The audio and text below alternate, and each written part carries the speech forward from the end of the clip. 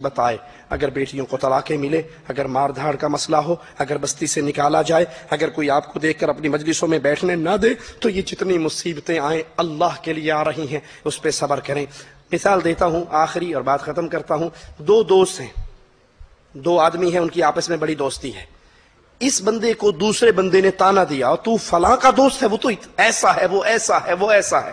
اب یہ اپنے اس دوست کے پاس آ کر کہ یار تیری وجہ سے مجھے تانے مل رہے ہیں، تیری وجہ سے کیا مل رہا ہے؟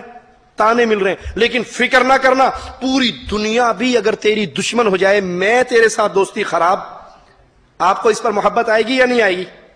آئے گی کہ دیکھو یار پوری دنیا سے ٹکر لے کر مجھے نہیں چھوڑ رہا، پوری دنیا سے ٹکر لے رہا ہے، آپ کو اس پر پیار آئے گا، محبت آئے گی۔ اور اگر دوست آپ کو آ کر کے بھائی تیری وجہ سے مجھے تانے مل رہے ہیں، تیری دوستی کو ساتھ سلام، میں تانے برداشت نہیں کر سکتا، آپ کیا کہو گے؟ یار یہ دوستی میں جھوٹا تھا، یہ دوستی میں جھوٹا تھا، چار باتیں میری وجہ سے برداشت نہیں کر سکا۔ اللہ کے لیے اعلیٰ مثال، آپ کو داڑھی رکھنے پہ تانا کیوں مل رہا ہے؟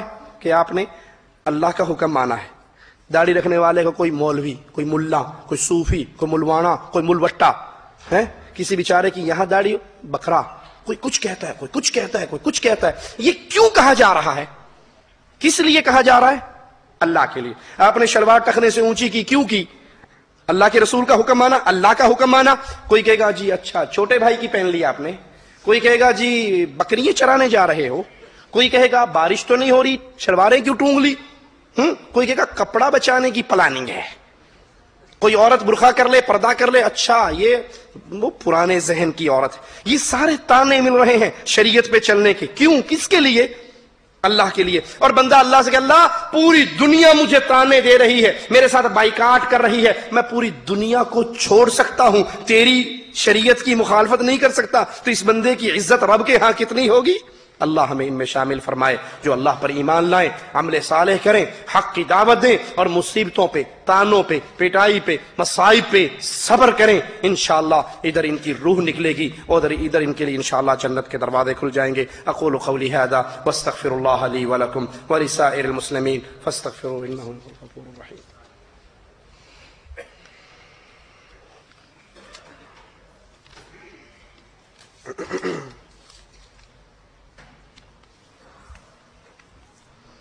میں دعوت کا کام کرتا ہوں، لیکن تبلیغی جماعت کے منہج اور طریقے سے کیا میری دعوت کا یہ طریقہ سنت سے ثابت ہے یا نہیں؟ میں نے پہلے عرض کیا کہ عمل صالح وہ ہے جس پر رسول اللہ صلی اللہ علیہ وسلم کی مہر ہو۔ دعوت کا کام کرنا ہمارے اوپر ضروری ہے، لیکن ویسے جیسے رسول اللہ صلی اللہ علیہ وسلم نے اس کی دعوت دی، اس کا طریقہ سمجھایا۔ میں اللہ کے گھر میں کھڑا ہوں، اللہ سے ڈر کے آپ کو ایک بات بتانے لگا ہوں، ہمیں آج تک کوئی ایسی حدیث نہیں ملی کہ اللہ کے رسول صلی اللہ علیہ وسلم نے 3 دن کے لیے، سہ روزے کے لیے، چلے کے لیے، 4 مہینے کے لیے مدینے والے صحابہ کو طائف بھیجا ہو، طائف والوں کو مکہ بھیجا ہو، مکہ والوں کو جدہ بھیجا ہو، ان کو یمن بھیجا ہو۔ یہ چلت پھرت ہمیں حدیث رسول سے نہیں ملتی۔ پہلی بات کہ یہ طریقہ کار خلاف سنت ہے۔ آپ نے جس کو بھیجا مستقل بھیجا، یمن میں سیدنا معاذ کو بھیجا تو کچھ عرصے کے لیے مستقل وہیں کہا یہاں رہو، قیام کرو اور ان کو دعوت۔ یہ نہیں کہ مدینے والے مکہ اور مکہ والے مدینے، مدینے والوں کی ڈیوٹی مدینے والوں پر ہے، مکہ والوں کی ڈیوٹی مکہ والوں پر ہے۔ نمبر 1۔ نمبر 2، یہ ایک چھوٹا مسئلہ ہے، یہ چلت پھرت کا مسئلہ چھوٹا ہے۔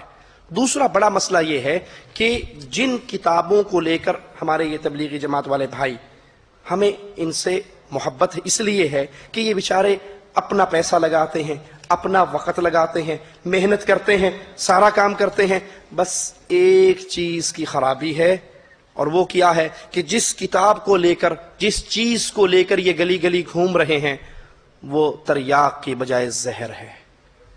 آپ ایک دودھی کو پکڑو، دودھ بیچنے والے گوالے کو پکڑو، اور اس کے دودھ کا جب ٹیسٹ کراؤ لیبارٹری سے، پتہ لگے اس میں زہر ہے، چھوڑ دو گے اسے؟ وہ کہ دیکھو جی میں صبح صبح نکلتا ہوں، لاتا ہوں، میں بانٹتا ہوں، گھر گھر پھرتا ہوں۔ کہیں گے بھاڑ میں جائے تیرا گھر گھر پھرنا، تو اپنی جس میں دودھ ڈال کے لاتا اس کو تو دھوتا نہیں ہے، تو زہر والی ہے، ہمارے بچے بیمار ہو رہے ہیں، نہیں چھوڑو گے؟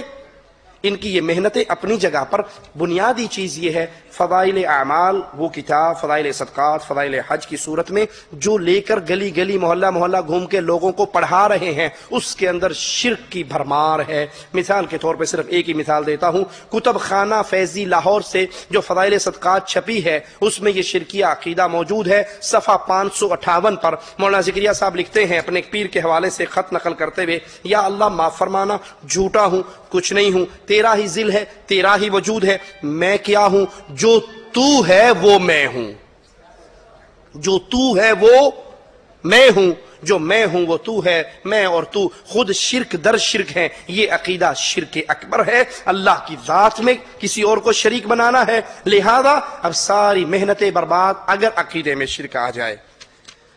جناب بتائیے کہ کیا حدیث کے حوالے سے ٹوپی کے بغیر نماز مکمل ہوگی یا ناقص ہوگی؟ رسول اللہ صلی اللہ علیہ وسلم کی صحیح حدیث ہے، جس کے کندھے ننگے ہوں ان کی نماز نہیں ہوتی۔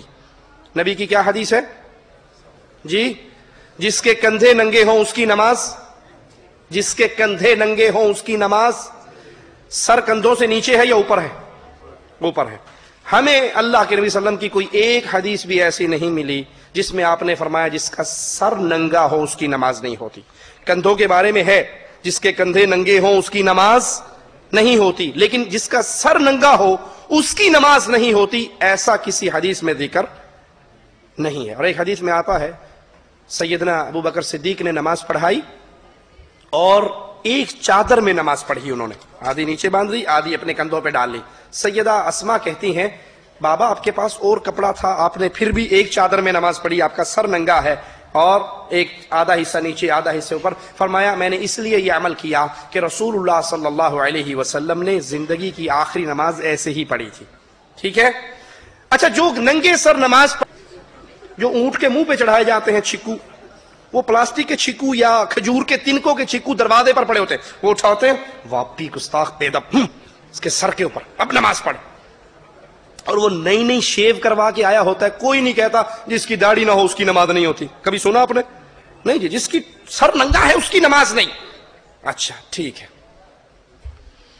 یہی برادری جن کا عقیدہ ہے کہ ننگے سر والوں کی نماز نہیں ہوتی، آپ نماز پڑھ کے باہر نکلے، باہر روڈ کے اوپر ایک مجذوب کو آپ نے دیکھا، مجذوب سمجھتے ہو؟ مجذوب سمجھتے ہو؟ پیر مجذوب جو بالکل ننگا ہوتا ہے، سر بھی ننگا، جسم بھی ننگا، پاؤں بھی ننگا، بالکل ننگا ہے۔ آپ پوچھو جی یہ کون ہے؟ جی ماشاءاللہ پہنچی سرکار ہے، ان کو کچھ نہیں کہنا۔ کیا ہم غیر مسلم عورت کو ایک مسلمان مرد دعوت دے سکتا ہے؟